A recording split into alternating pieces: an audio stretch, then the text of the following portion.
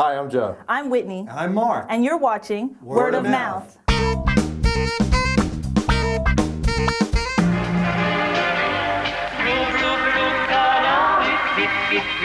Si perde l'eco, se piange canto tramontar, di pedi la vento. I just saw SLAVA'S SNOWSHOw. SLAVA'S SNOWSHOw is a clown show. I'm still scratching my head. It's in the art of Charlie Chaplin, Buster Keaton, silent film mimes. It's pretty much in the same genre. There are a bunch of different clowns. There's a yellow clown troupe and a green clown troupe. It's like a colony of clowns. It's basically a show that revolves around 5 or 6 clowns. And although barely a word is spoken during the show, their actions really speak volumes. Throughout the show, they perform a series of different acts that are completely unrelated to one another. And they clown around as clowns would do. So if you've ever gone to a circus and seen a clown act, or if you've ever, seen a clown on the street or anything like that, it's pretty much that in 90-minute format. It's a lot of slapstick, it's a lot of physical humor, but it's kind of appealing on a certain level. One of my favorite acts, I guess, in the play there was an act with a phone where the clown picks up the phone on one end, starts talking gibberish to themselves, and then picks up the other phone on the other end of the stage and starts talking gibberish to themselves there. And I thought that was really, it's silly, but you can't help but laugh. That's actually the only point where there's actually some vocals, where they're using some silly voices and different voices for the different phones. The phone was a little bit, it was lame. It reminded me of the Sesame Street, phone, yip, with the Martians and everything, except it wasn't. So I didn't find it to be that funny. I think the real appeal of it is when the interactive aspects break into the show. And there's a lot of interaction with the audience, particularly the front several rows of the audience, and the clowns.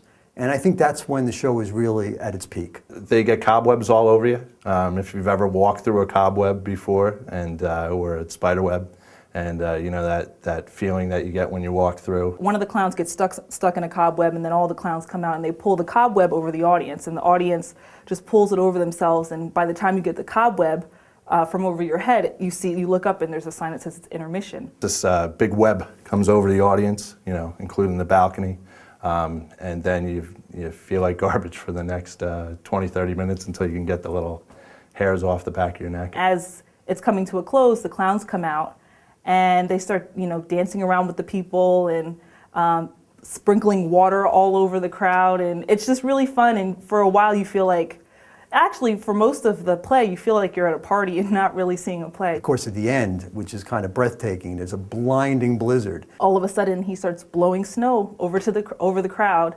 and everyone, just sort of gets up, starts grabbing snow, and then more clowns come out. They blow more snow. They blow more snow. The last 15 minutes or so, there is literally a blinding blizzard where they're blowing out this confetti at the audience. So it's such force and with such bright lights, so that it's almost like a white knight effect, and you almost have to cover your eyes to protect yourself from this barrage that's attacking your senses. The snow at the end, it was, one way to get dirty. It reminded me of a Jersey Shore bar I used to go to, where they had a leaf blower and a roll of toilet paper, and they blow it out over the crowd, and everybody's, dancing to Electric Slide or whatever. It's bad. It's bad. You kind of feel like you're in a dream. That's how I felt when I was watching it. Like it's a series of dream sequences. The way that the play is set up, it goes from scene to scene to scene. There's no real theme to the show. There's no story to it, as far as I could tell. There may be some whacked out dream, but.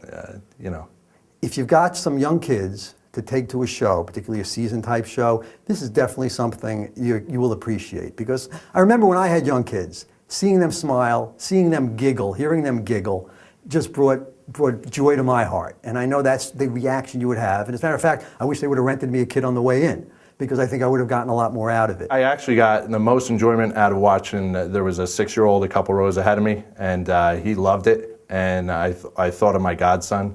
But even if I brought my godson, it's one of those things where you don't know if he's going to be scared to death or if he would love it. And the thing is it was so slow, everything was so slow that it was just a little too, even for like little kids. I don't know that I would do it. I'd bring them to Circus Olay or something. If you're not going with children, then I think it's a little more difficult. I think, yes, there's a chance you can connect with your inner child, so to speak, on that level, but I think it's so much more appealing to a young family. I thought, okay, this is going to be one of those silly things for kids, but when I got there, I really did like it. After a long day of work to go there, and it's silly and it's fun, and it's a really good time. I would tell my friends with young children that this is something they definitely should put on their list as one of, I guess, a variety of types of entertainment they might want to see during the Christmas holiday season. Those without kids, as I said before, maybe they can try to get in touch with their inner child, but I didn't see it as much for an adult couple, for example, like my wife and I going. We enjoyed it, but I'm not to say that we would go out of our way to see it on our own. If you're looking for a circus or, I know Big Apple Circus, they've got clowns too. And if you're looking for that sort of thing, or just, walk through Central Park or down at South Street, there's always mimes down there.